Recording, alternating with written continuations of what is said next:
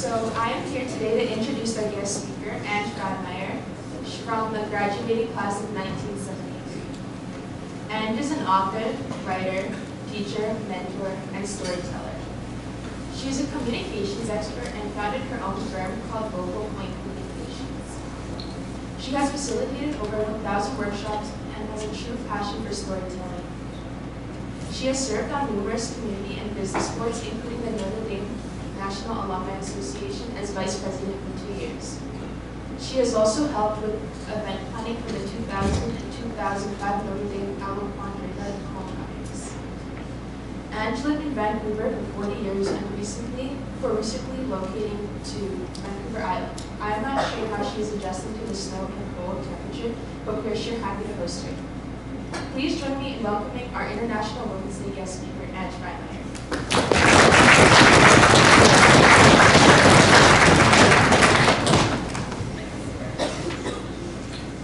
So I went out and I'm adjusting to the snow. I had to pull my coat out of the hall closet that hasn't been looked at since the last time I was in Regina.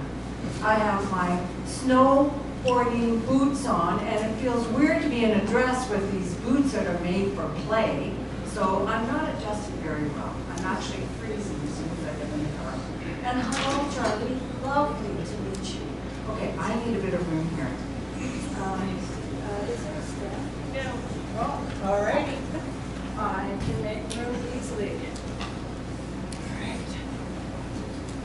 Hello, and happy International Women's Day. Yay! These are the colors, did you know? Purple and green are the colors of International Women's Day.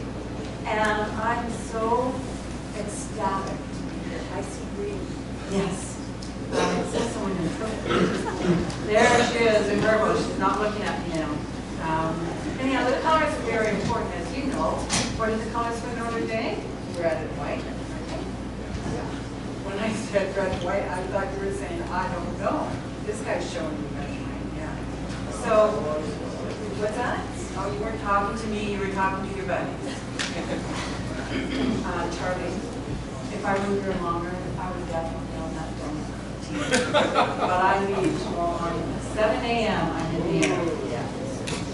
So I want to let you know about me arriving at Notre Dame, and I'm not loud enough. Nice and close. Oh, there we are. What a difference. You'd think being a DJ I would know this, but I guess I've forgotten. Anyhow, I arrived here on September 17th, 1971. I don't think you guys were even a possibility at that point. And I arrived from Stratford, Ontario at about midnight at the airport. So the sisters, Sister Clem and Sister Rita, were running the place. They said, you don't have to go to class tomorrow. You can sleep in and get your bearings. And wow, that's awesome. So I woke up, I looked out the window, and I saw wheat fields. I got up actually quite early. I saw wheat fields and the most gorgeous sunrise. That was the very first time that I had an inkling of what this beautiful province is about, and I love this province, even though I'm from Ontario.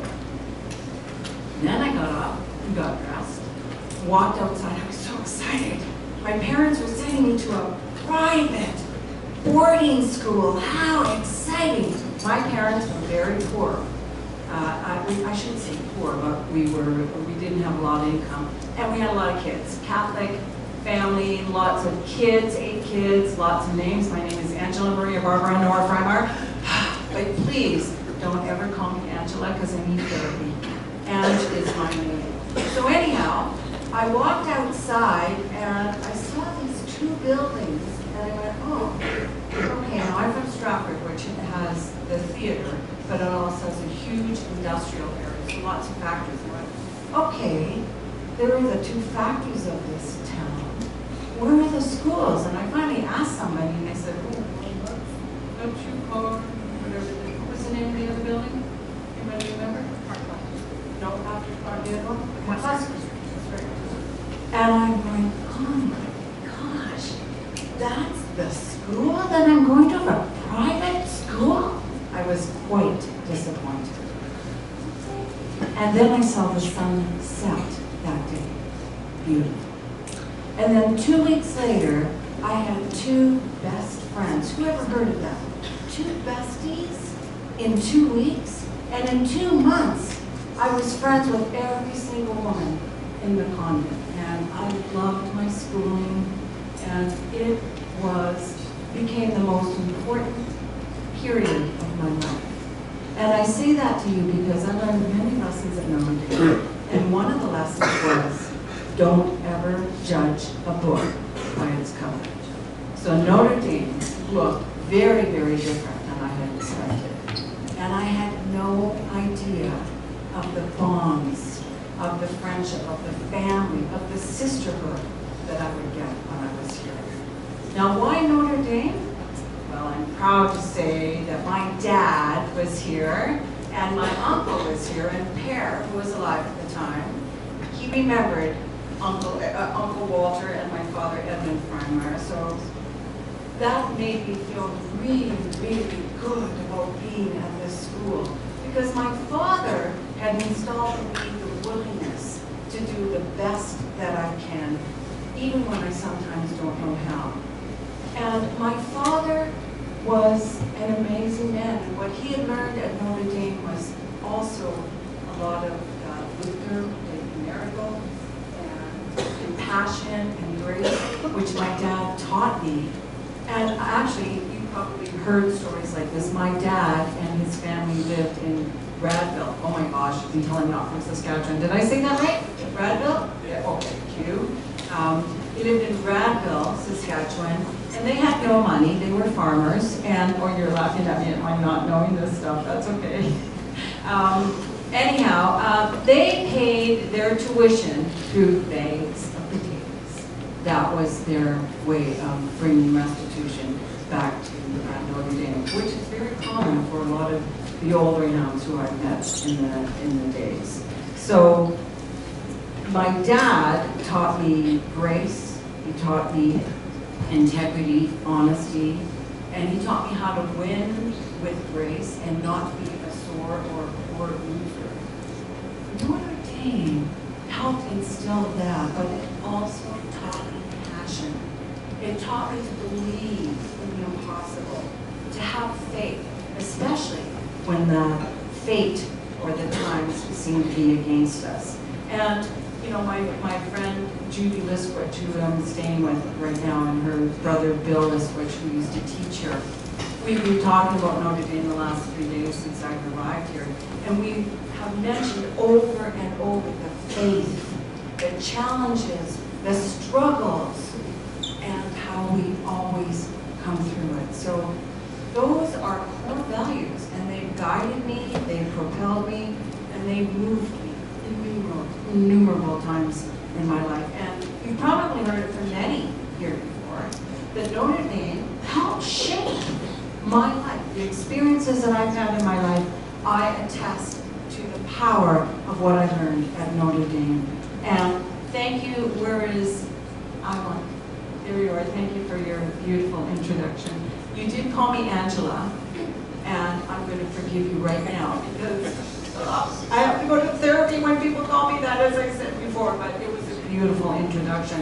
And you already said a lot of the things that I did, so I don't do that much anymore. I'm a writer now. I'm getting ready to publish a novel, and I'm a storyteller, and that's what my passions are. I'm also a lover of these walls and halls of Notre Dame. Yeah. These walls and halls, they whisper to me of what's achievable with the will, the research, the wisdom, and the ways of somebody who will not take no for an answer. And here I am, 50 years after graduating from Notre Dame, standing in front of what, 200, 150? A lot of people, young women, men and women attending Notre Dame, and I'm wondering, what will you be tomorrow, next year, in a decade? What will you look at and look back upon 50 years from now? Will you be the young men and women who are leaders of your community, who are inspiring fellow Canadians, fellow North Americans? Will you choose to motivate and have global impact? Engage? How will you be when you spread your wings? So today, on this day, designed to inspire and engage all of us, not just women, you get to ask yourself a question. What can I do today that I know will make a better life for me tomorrow? Actually, maybe that's not the question. What will I do today? What will I do differently? Maybe the question is, how can I make a difference? So being a hound for me, it's a chance for me to celebrate with all of you the greatness of feminine divinity, hello International Women's Day, power, strength, and accomplishments throughout Notre Dame, throughout my buddies, and by the way, some of my best friends, besties, are from Notre Dame, 1971 to 73. And we come out to Allapodreda as often as we can. So being here reminds me of when I discovered my faith, my drive, my compassion, my confidence, and of taking my place in this world. So that brings me closer to the end. 2 more lessons I learned from Notre Dame. The bonds of connection here at this grand school. Cemented friendships with me that will be with me for another 31 years when I die. I'm dying at 100.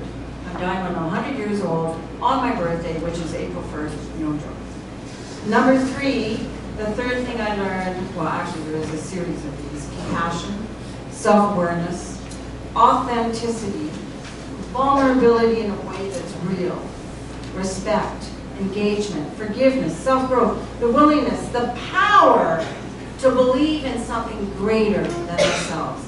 All of that I learned here at this school.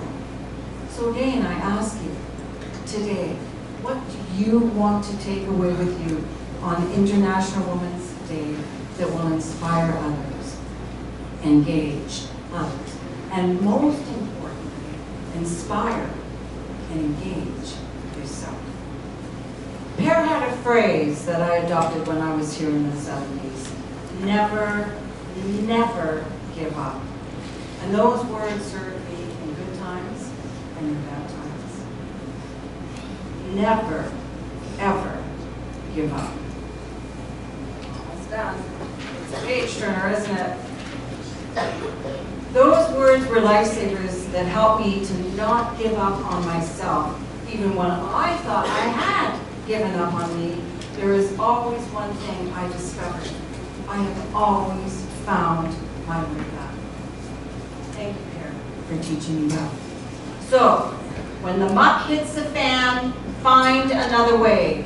You'll find your way by finding what God did, what great leaders through the ages did, by finding that you can love yourself, that you can forgive others, that you can forge a better path.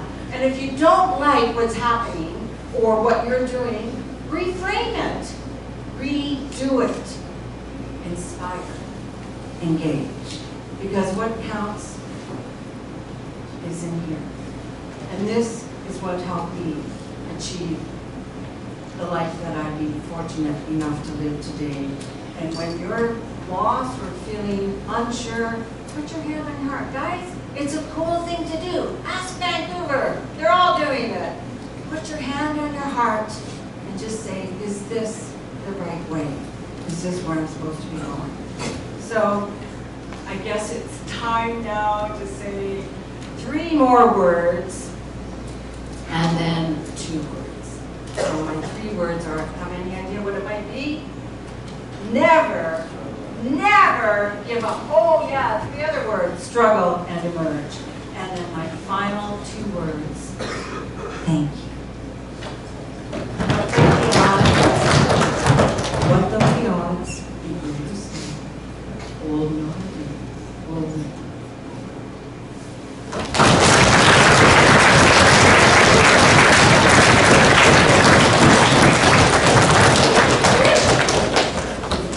you very much, Ange.